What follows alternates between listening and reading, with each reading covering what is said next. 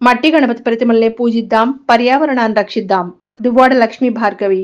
పర్యావరణ పరిరక్షణ కోసం ప్రజలు మట్టి గణపతిని పూజించాలని మహా సంస్కృతి సంస్థ అధ్యక్షురాలు దువ్వాడ లక్ష్మీ భార్గవి పిలుపునిచ్చారు. శుక్రవారం సాయంత్రం మహా సంస్కృతి సంస్థ ఆధ్వర్యంలో సంపత్ వినాయకుడి గుడి వద్ద మట్టి వినాయక ప్రతిమలను పంపిణీ చేశారు. ఈ సందర్భంగా ఆమె మాట్లాడుతూ పర్యావరణాన్ని పరిరక్షించుకోవాల్సిన బాధ్యత మనపై ఉందన్నారు. వినాయక ప్రతిమల్లో ప్లాస్టర్ ప్యారిస్, థర్మాకోల్ వాడడం వల్ల అందులో ఉన్న రసాయనాలు పర్యావరణానికి హాని కలగడమే కాకుండా సముద్ర జలాలు కలుషితమవుతాయన్నారు.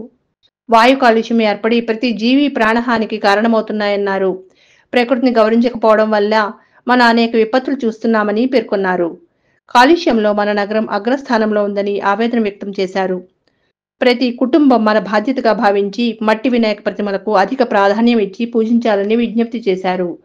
మన భావి తరాలకు ఆరోగ్యవంతమైన జీవితం అందించేందుకు అందరూ సహకరించి కాలుష్య నివారణకు కృషి చేయాలని విజ్ఞప్తి చేశారు. ప్రజలకు వినాయక చవితి శుభాకాంక్షలు తెలిపారు.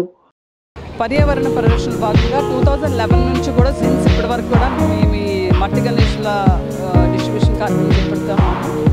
మనం ఎంత సైంటిఫిక్గా ఎదిగినా కూడా మన కలర్ బొమ్మలు చూసి ఇమీడియట్లీ మనం టెంప్ట్ అయ్యి కలర్ బొమ్మలు కొంటాము. అది ముందు మనం భావితరానికి చాలా హానికరం చేస్తుంది. కాబట్టి తప్పకుండా మనందరం కూడా మట్టి గణేష్ని పూజిద్దాం, పర్యావరణాన్ని కాపాడుదాం, భావితరాన్ని కాపాడుదాం.